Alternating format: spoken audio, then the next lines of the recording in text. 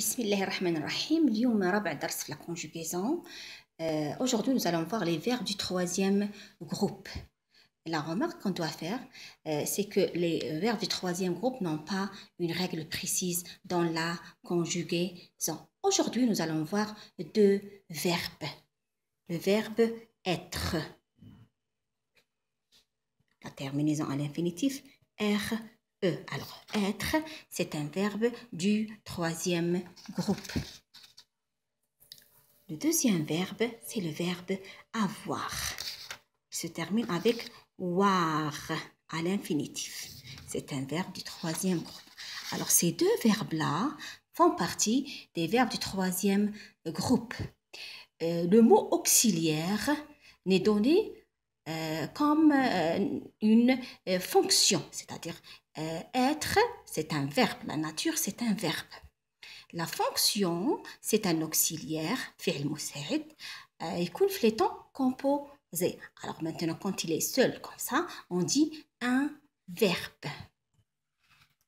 Il n'y a pas une règle à suivre pour conjuguer le verbe être au présent de l'indicatif. On doit apprendre la conjugaison systématique par cœur. Alors, le verbe être au présent de l'indicatif, je suis, tu es, S, il, elle, on est, il est, elle est, on est, EST, nous sommes, vous êtes,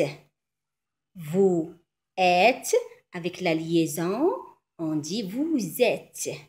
Il avec S, son, elle avec S, son. La même chose pour le verbe avoir au présent, on doit apprendre la conjugaison systématique par cœur. Alors, le verbe avoir au présent de l'indicatif. J'ai, ici on utilise le J apostrophe. J'ai, A-I. Tu as, A-S. Il a, elle a, on a. Nous avons. Vous avez. Il avec S, zon. Elle avec S, zon. La question que pose l'apprenant, l'enfant, il dit à sa maman ou bien à son papa, quelle est la différence entre être et avoir? Alors, être, c'est un verbe d'état, il mentionne l'état de l'individu, ou bien c'est un verbe d'existence. كما في العربية نقولوا يكون. Alors c'est être. Avoir, c'est un verbe de propriété, يعني الملكية ولا العندية.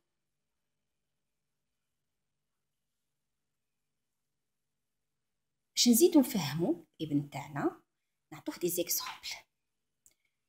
Choisis entre être et avoir dans les phrases suivantes qu'il va former. Heureux. Heureux, c'est un adjectif. C'est-à-dire, il exprime l'état de l'individu. Alors, qu'est-ce que je dis?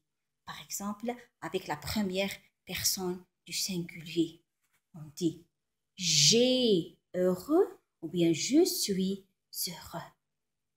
Alors, on va choisir je suis heureux. Je suis heureux parce que le verbe d'état, c'est être. Je suis. Le deuxième exemple, 8 ans. Alors, je choisis être ou avoir. On dit mon état est 8 ans ou bien c'est j'ai 8 ans, c'est-à-dire avoir 8 ans. Ah, c'est une propriété. Alors, qu'est-ce qu'on dit? J'ai 8 ans. J'ai 8 ans. On passe au troisième exemple. Un élève. Qu'est-ce qu'on dit? Je suis un élève ou bien j'ai un élève? C'est moi l'élève. أنا نكون élève. Ça veut dire, qu'est-ce que je dis? Je suis.